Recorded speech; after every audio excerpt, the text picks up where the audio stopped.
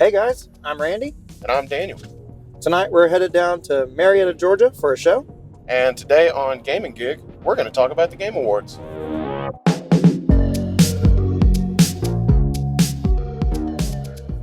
Yeah guys, it's a new show, Gaming Gig. And we kind of had the idea to do this because we're two musicians and we're always in the car going to gigs. And we always talk about gaming. Yeah, so we figured we might as well just turn on a mic and see if anybody wanted to listen to it. Yeah, and today we're going to talk about the Game Awards. So, I think first we should talk about the big one. I mean, Game of the Year. We want to start big or end big? Well, I mean, it's up to you. Well, we can go in any order here. I say we go ahead and let's just start big, man. Let's just start with the Game of the Year. All right, let's just rip the Band-Aid off. So, I have the nominees here, and we both already voted for this. So we have Deathloop, It Takes Two, Metroid Dread, Psychonauts 2, Ratchet and Clank Rift Apart, and Resident Evil Village. Okay, so like, first address this. I have not played Deathloop. Me neither. Okay. We both have it in the mail now. We both have it in the mail. Actually, yours is in the mail. Mine's preparing to be in the mail. Right. So I can't really speak to Deathloop, but I finished 4 of them, and I'm currently playing Psychonauts. So everything else I've played, and I'm working on Psychonauts 2 right now. And I have to say, I think that all of the nominees are deserving. I think they're all really good games, and definitely some of the best games I played this year, if not the best games I played this year. Well, I hope so. They are nominated for Game of the Year. But, so, yeah, I have a little bit less ground to speak on here than you because I have not played It Takes Two, and I have downloaded Psychonauts, but I have not started it yet, and I have not played Resident Evil Village. Right. So I've only played Ratchet and Clank and Metroid Dread. And I loved both of those games. A lot. Those games were awesome, right? And before we talk about which game we voted for, I want to see, is there any games that you think should have been there that's not? Like any game that you expected to be in the 6 that is not there? Absolutely. Super Smash Bros. Ultimate. It's been a couple years, man. Yeah, but it's been a really good couple years. And I don't think that's the way it works. Well, they didn't ask my opinion on the prerequisite to get into the category, but if they did, I would make some changes. Well, 3-year-old games don't make it. I know. In all seriousness, honestly, I haven't thought a whole lot about that. You've definitely played more games that came out this year than me. Right. I've been kind of playing catch up in a way. Like right now, I'm working on that Final Fantasy VII remake, which did get nominated in its year. Last year, yeah. Yeah. What about you? Games that I think, well, honestly, the games that are there are pretty much the ones I expected. There are some other games that I think could have been there that are not. One, I think that Forza 5. Horizon 5? Horizon 5 could be there. I was surprised, actually, that one didn't get it, even though I know it came out like right before this got announced. Well, it's in the racing game. Yeah, it is. And I know that like racing games don't always make it to like the main Game of the Year category. Like they're not normally there. But the Horizon series is amazing, and both 4 and 5 now are phenomenal games. So I thought that one might be, Yeah. and it's not. But that's not a big surprise. I honestly didn't expect it to be there, but I thought maybe it would be there. Right. Yeah, I had the same thought. I really didn't. I never finished 4. And if people actually listen to this, they'll probably get used to hearing me say that I didn't finish a game. Right. Because you give me a hard time about it all the time. But yeah, just so you guys know, Daniel has this thing. He doesn't like to finish games. No, I do like to finish games. I just don't like to finish games if I don't feel like dedicating the time to finish the game. He's busy. I am. I'm a busy man, and I, we all have our flaws, and I'm trying to correct mine, but it's really it really is an issue of time. And that makes sense. Yeah. And you are better off at least just getting a sampling of the game. Even if you don't finish it, you still can, get a feel for it and find out if it's your thing. And And I will admit, if a game's really your jam, you tend to finish it.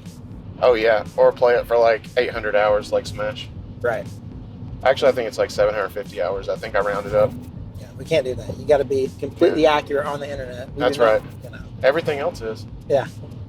But other games that came out this year that I think I personally may have put on the list.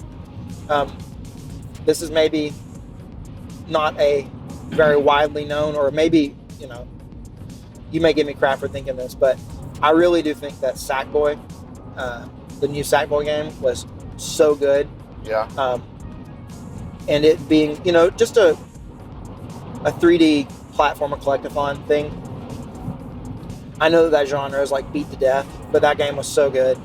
And I think like the music levels that were like all themed to different songs and stuff. Oh yeah, you told me about that. Those were so cool. I haven't had a game make me smile like that in a long time. Me and Catherine played that game. Catherine's my wife, by the way, guys.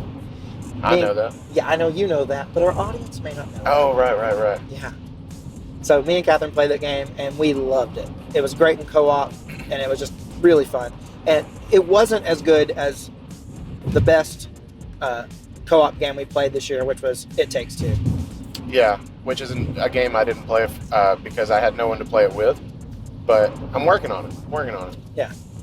I really do want to play It Takes Two. It seems really good. Oh, dude, it is phenomenal. And maybe I should borrow Sackboy. I don't know.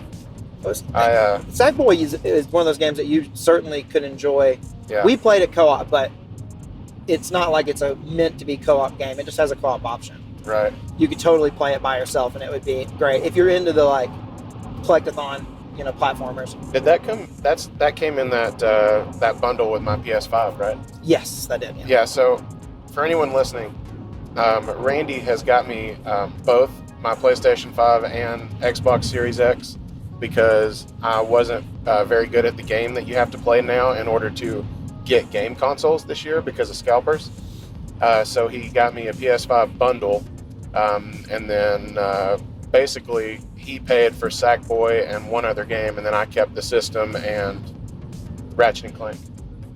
Yeah, I think the only game you kept was Ratchet and Clank. Yeah, which was awesome, and I played it in like a day. So yeah, and Ratchet and Clank is one of those games that's on the list. Yeah, I don't want to gloss over Ratchet and Clank honestly because it was like that's really what sold me on like next gen. Like that felt like truly next gen. Mm-hmm. Just like it was my first like 4K game and all that jazz. Just that like opening cutscene, I think I told you it was like it gave me like goosebumps.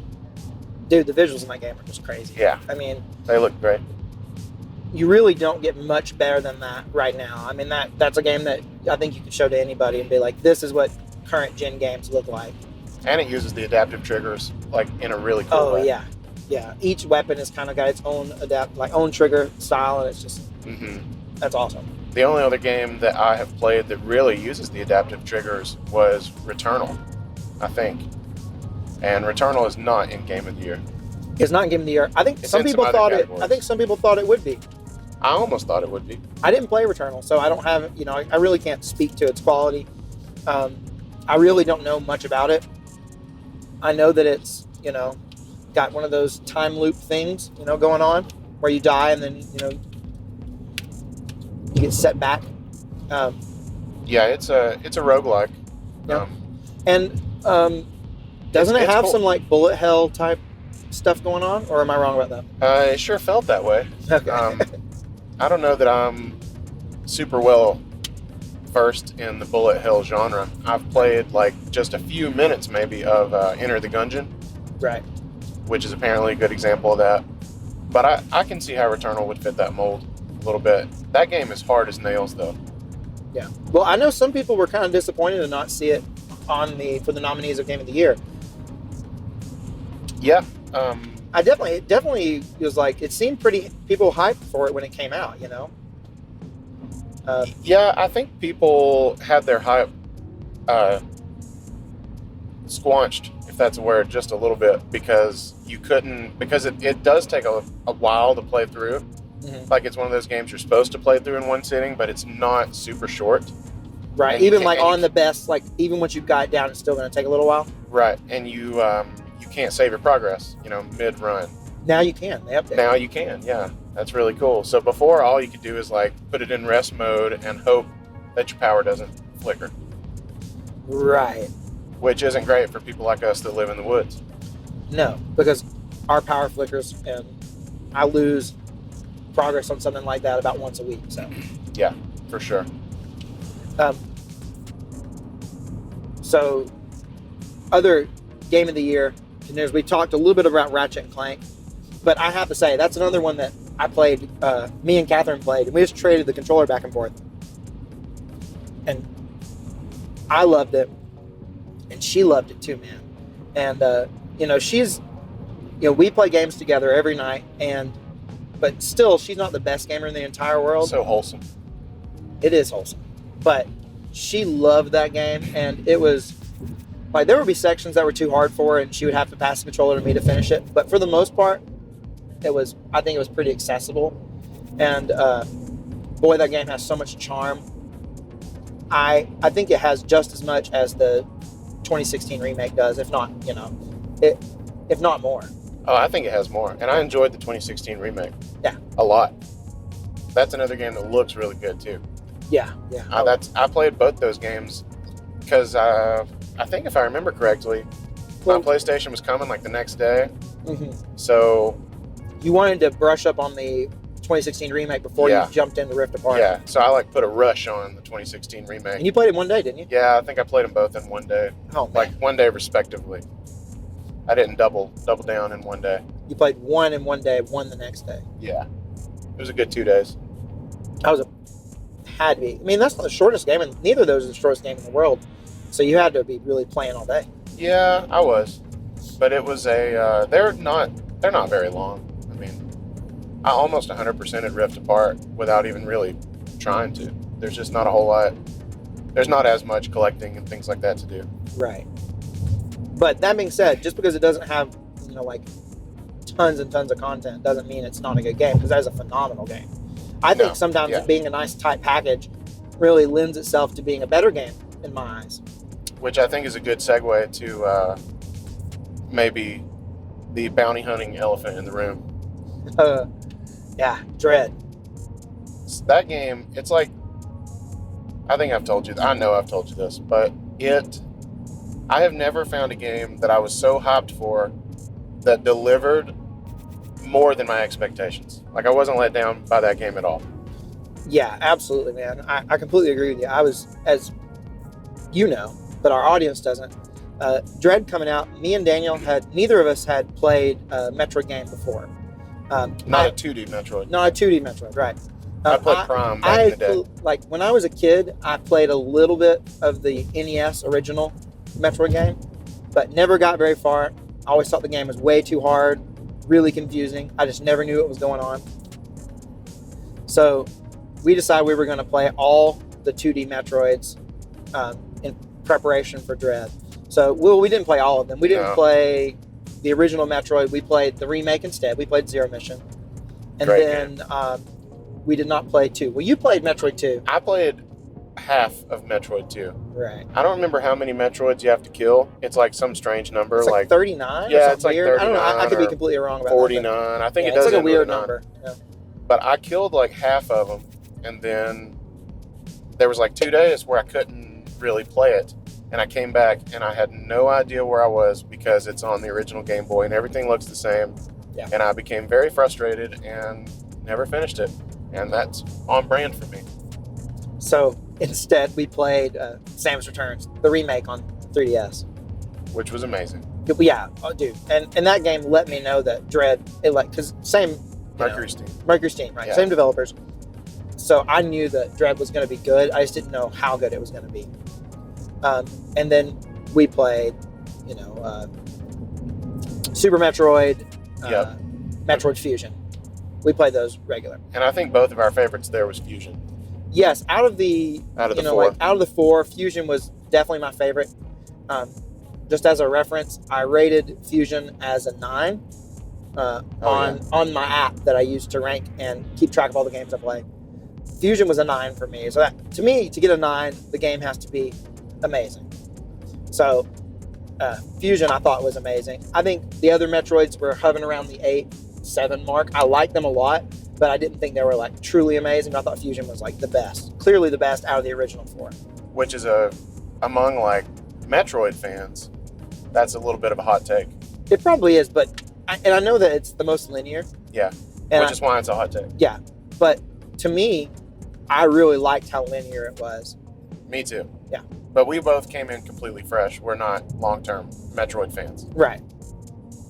But we've only really gotten into it this year. Yes. But that being said, now I consider myself to be a huge Metroid, like a 2D Metroid fan. Oh, me too. Because I loved playing all those games. I really, really enjoyed them. Even if I didn't think they were all like 10 out of 10 games, I mean, just that genre is just kind of new to me, and I wasn't used to it. And I really am glad to, kind of gotten into it. Mm-hmm. Me too. I mean, the movement. I mean, I'm just going to jump back to Dread, but yeah, in Dread, the movement is so smooth. Yeah. Especially even compared to the older Metroid games. I mean, even though Fusion's great, you don't move in Fusion like you move in Dread. And that was, right. To me, that was one of the biggest things that I was looking forward to, and it delivered on everything. I think that's the biggest improvement. Yeah. In general, is the movement. Also, like the new move set to go along with it. I guess it kind of tags along or ties in with the movement. And, things like the slide, things like that are just like, it's one of those things that, it felt so natural. Even though it wasn't in any other games, it felt like it should have been, or it could have been, It just made a whole lot of sense for Metroid. Oh, absolutely. That slide was great because we've talked about this with Nick, who, for anybody listening, is the drummer that we're actually going to play with right now. But that slide opens up so many options early on, and it makes you feel so smart for finding these little nooks and crannies, but then the way it like redirects you and traps you and directs you to new upgrades that then enable you to double back and things like that, is just really well designed. Yeah, they really had a lot of hidden like one-way paths, and you don't even realize they're one-way paths until you try to go back. Yeah. And it's super cool. Okay, any other games that we haven't talked about? I mean, we've talked about Dread, we've talked about It Takes Two. Let's see. So there's Deathloop, which we both have in the mail. Psychonauts and Resident Evil Village. Okay, so Psychonauts. I just started Psychonauts a couple days ago. I haven't played a whole lot of it, but I've played the first handful of hours of it, and I can say that it's super quality. It's kind of the collectathon platformer, action platformer sort of deal. Really good. I haven't finished it yet, so maybe it'll grow on me more, but I think that out of all the games on the list, I think this one, in my opinion right now, it may be it's a great game, but it's probably the weakest on the list. And yeah, so I have that downloaded as well, and I was going to start it today, but as we previously discussed, I got into some really weird parts of Final Fantasy VII and had to see them through. Yes. So I did not get to start Psychonauts, but is it to me, in just the art that I saw and maybe a trailer, it kind of looked Ratchet and Clankish. Is that in any way accurate? Yes and no. I mean, it's definitely in the same sort of genre, without the shooter elements. Ratchet and Clank has a lot of shooting, right? And Psychonauts does not. Okay. It does have some projectile things you can do, and maybe as the game goes on, I may open up some more shooting type things. But I guess the combat is more melee, in style. Well, maybe we can come back and talk about. Maybe Psychonauts we'll probably talk about it on another day once I've actually finished it and once you've played it. Yeah. I'll be able to really talk more about it. But it's definitely really good. I kind of, I may get in hot water for saying this, but I kind of think it's, at the top. This is a kind of a lean year. I think the games on this list are really great, but they might be the only really great games that came out this year, or at least that's the vast majority of the really great games that came out this year. Mm-hmm. So it's a kind of lean year, and I think that had we been in a year where there were more games coming out in general, I don't know if Psychonauts 2 would be there, and I may be completely wrong about that. People may disagree with me. But I know there was a lot of hype about it coming back because it's been, like almost 20 years or something since the original on Xbox? Yeah, it was an original Xbox game. Right. I almost said an Xbox One game, but that would be inaccurate. That would be inaccurate, right? So I know that people were super hyped about that game, and I heard a lot of people talking about it when it came out, but I haven't really heard anybody talk about it since. So I'm not sure that it's going to have, it'll probably have good staying potential. And I am really enjoying the game, so I don't want to make it seem like I'm dissing on the game because it's really good. Well, I hope you do get in hot water for that, because if you got in hot water, that would mean that somebody's listening to this. That's true. So I hope all the hot water comes our way. Right. But yeah, that's my thoughts on Psychonauts 2. Yeah. But it is really good, and I'm really enjoying it. And it may be that, I will say, my wife loves the game. I'm just playing it. She's not even playing it. She's just watching me play it, and she loves it. It's got like a style that it's really quirky, and like the animations are done really well. The voice acting's really great. And she just loves watching it. So it's definitely a fun game just to kind of like to experience, even if the moment-to-moment gameplay isn't 100% my cup of tea all the time. Yeah. And then the only other game is Resident Evil Village, which I know you're a huge fan of. Resident Evil is actually a big part of my go back and finish games initiative for myself. Yeah. Because I'm going back and I'm going to play Resident Evil 7. Which you have played some of. Which I've played some of, yes. But you're going to go back and start it over. Because one of my old roommates had it, and then he was too scared to play it. So I played a fair amount of it with him there. But yeah, never finished it. But I'm going to go back and play it, and then I'm going to play Village. It's actually coming in the mail along with my order that has Deathloop. Right. So I did play Village when it came out. I got it on launch day. I was super excited about it because I played Resident Evil 7 a couple years back and loved it. And dude, Village was amazing. It was, to me, I liked it better than 7. And I know like the two newest games are, some like original Resident Evil fans don't really like the first person perspective and the kind of, the change that's happened. But me, Resident Evil 7 was my first Resident Evil game, and I loved it. It was super scary. It was lots of fun. At times I would be afraid to go into the next room, but I loved that. I'm like a big horror fan, so I loved it. And then Village wasn't as scary, but it was more fun. They gave you more ammo. There were more enemies. It was just more fun. I love the setting. I love the lore they created. Yeah, man, I love that game. Yeah, I'm looking forward to playing it. I also am going to play Resident Evil 4 at some point because I'm going to emulate that for GameCube. Right.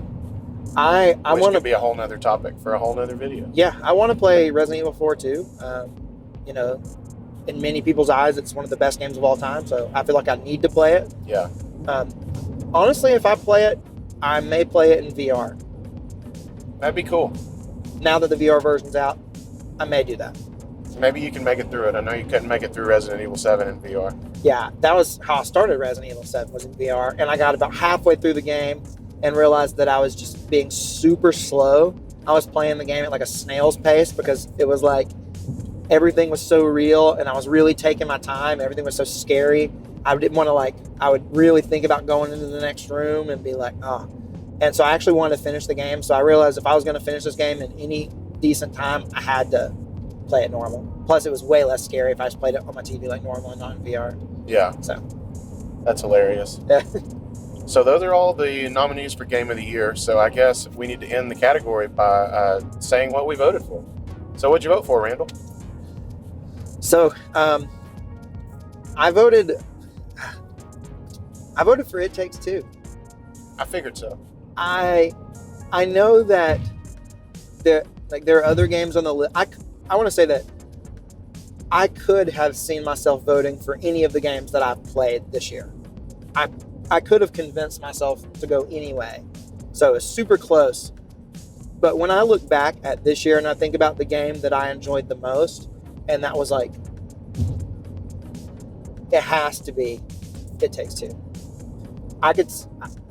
Me and Catherine certainly will replay that game. She's begging to replay it already. So we're going to replay it. I suspect it's going to be one of those games that we probably go back and replay every few years. So I know I'm nowhere done with that game, but it's a good thing because I love that game. Yeah. Well, I voted for Metroid Dread. I figured you did. And I just think Metroid Dread, we talked earlier about, I think you said in reference to Ratchet and Clank that although they're not the longest games in the world, that doesn't in any way make them, lesser quality or, worthy of a full price tag. Right. And I think Metroid Dread is like the complete embodiment of that principle. Yeah. It's a super tight, like 8 to 10 hours, and it's fun the whole time, and you constantly feel super cool and super awesome and strong throughout the whole game. Right. Until you run into like a certain boss that doesn't make you quite feel that way. But I know a lot of people were dissing on the full price tag because it's 2D, and that to me is just completely asinine. Yeah, I think that there are so many games that I bought at full price that were worse games. Yeah, absolutely. They may have been longer games, but they were worse games. And just because Dread's not the longest game in the entire world, and just because it's a 2D game, I think that's really the thing. Because I don't think it's really a length thing. No, because it's the 2D thing. You have like Ratchet and Clank that you can really polish off in less than 10 hours. Absolutely. Rift Apart wasn't a long game at all, but no one complained that it was a full price game. No, because it had beautiful 4K 360 visuals. Yeah, it wasn't a 2D game. But I thought Metroid Dread, even though it is 2D, I thought it looked great. Oh man, it was definitely one of the best looking games on Switch. They used some kind of crazy magic to make it look that good. But Nintendo's sharing the magic, because some of the Nintendo games, like, they look great. They look amazing. Like I still think that Luigi's Mansion. Oh, it looks good. Dude, that game I think in my opinion, it's the best looking game on Switch. But Dread is definitely in the top 5 best looking games on Switch. And you might even be able to convince me it's like number 2 or 3. It looks amazing. For me, one of the first visuals that I remember seeing in the trailer that hooked me on how cool it was going to look, for some reason, was Samus walking down some stairs. I don't know if you remember when you get off an elevator and you walk down like 4 or 5 stairs. Yeah. It's just so smooth and it looks so good, and there's like steam coming off the elevator, and I was like, yeah. They did an amazing. This is good. Yeah, they did an amazing job with the visuals on that game. And yeah, I definitely think that it's a game that I would have been really sad if it wasn't in the, in the top, or in the nominees for Game of the Year, I should say. Oh, I was going to be very upset. Yeah, it needed to be there. One, Nintendo puts out a lot of amazing games, and I feel like often they get overlooked. And I was really hoping that Dread would not get overlooked. And I'm really glad that it's there. Absolutely. I'm gonna play that game multiple times. Were you worried that it wasn't going to be there? Slightly. Yeah. Not much. I mean, Nintendo really put a big push behind it. Dude, I feel like they marketed that game more than they marketed like some of their like biggest franchises. I was really surprised at how much they marketed that game. I don't know if it's paid off. I know that they've said initial sales have been good. Yeah, but it's selling well, I'm pretty sure. Yeah. Well, I hope it pays off. I hope that, it passes, Metroid Prime. I don't know which one's the best selling. Is it the original Metroid Prime? I think it might be the second one, but we might be wrong. Yeah, I have no idea. I know one of the Metroid Prime games is the best selling Metroid game, and it sold like a little under 3 million copies, right? Yeah. Because that's the whole thing going on right now. It's like, will Dread sell over 3 million copies? Right, specifically with Spawn Wave. Right, yeah. With Spawn Wave and RGT 85. Yes. Yeah. So I hope it sells a ton of copies, and then they give Mercury Steam a green light for a Fusion remake. That's what I hope. Yeah. I've heard people talk about that. Does Nintendo own Mercury Steam? I don't know about that. Yeah, I don't know. Or even a Super Metroid remake, which in itself is pretty blasphemous in the fan base, I think. But I think Super Metroid. Okay. That would be awesome. You know my opinion on this. When we played the first 4 Metroid games, my least favorite was Super. Mine too. And I like Super a lot, but it was not my favorite. Well, we weren't riding any nostalgia wave. No, we weren't. You're right. And that's a big, for those retro games, that's a big deal. Nostalgia is a big deal. Yeah. Not to say that they're not great games. Right. And it's not that game doesn't hold up, because I think it does. It does. It's a great game. I enjoyed it a lot. Yeah. So it just had some stiff competition. Yeah, it does. So we talked about all the games now. So let's talk about what game we think is going to win. Like, not what we voted for, but what game do we think is going to win? Okay. So if I'm just going like purely off of, like numbers here, because I kind of tend to do that. Yeah. The game with the most nominations at the Game Awards is Deathloop. Now we have not talked about Deathloop much because neither of us have played it, so we can't really talk about it. But it's got the most nominations, so I think that if I had to go purely off numbers, I think it may be Deathloop. You could be right. And that's crazy, a little bit crazy to me, because I know so little about it. Not to say that that's a measure of quality, but I just know very little about Deathloop, and I'm excited to play it. But I mean, you're right. It's got the most nominations, so it might win. I sure hope Dread wins, but that's Dread opinion. Is like, I know you voted for Dread, but like, did you vote for Dread because you really think it was the best game to come out this year, or did you vote for Dread because it's like, your darling Nintendo? I voted for Dread because it was my favorite game that came out this year. Okay. I don't know if that makes it my Nintendo darling, but look, I'm a huge Nintendo fan too, so I don't want to make it seem like I'm dogging on Nintendo, because I'm definitely not. I love Nintendo so much. I think it was the perfect storm for me with Dread, just because of our Metroid boot camp, and then I was so hyped, and then it delivered, and I just couldn't not vote for it. Right. If I hadn't played Dread, though, Ratchet and Clank. I mean, I loved Ratchet and Clank. That was my introduction to next gen. So, yeah. I don't know, but I would say you might be right. Deathloop might take it. I mean, we're just gonna have to see, won't we? It's too bad they didn't let Smash Ultimate in. Well, we are getting close to the venue. We are. We're finally pulling into downtown Marietta, Georgia. Sprawling metropolis. Yeah. So, I think we still have a lot to talk about in terms of Game Awards. Maybe we'll do another episode where we kind of go into the other stuff. I was hoping today that we might talk about other things other than the main category, but obviously we had a lot to talk about. I can't say I'm surprised. No. Well, that's the whole reason we decided to do this show, right? Yep. Because when we're driving to these gigs all the time, we just sit and talk gaming all the time. So we're like, we should just record these things. And hopefully, to someone out there, this has been enjoyable. I've really enjoyed it. So yeah, I've had a great time doing the same thing we would have done anyway. Yeah, exactly. I think that by doing this, we're able to stay a little more focused too, which is cool. Stay on topic a little more, because we usually jump around a little bit more. And who knows, maybe in future episodes, we'll do that. We'll just jump around. But this was fun. So. This was fun. It was. So, we don't really have a sign-off. Not yet. Not yet, but I believe in the power of yet. Exactly. So, I guess we'll say until next time. Until next time. This has been Gaming Gig. Peace out.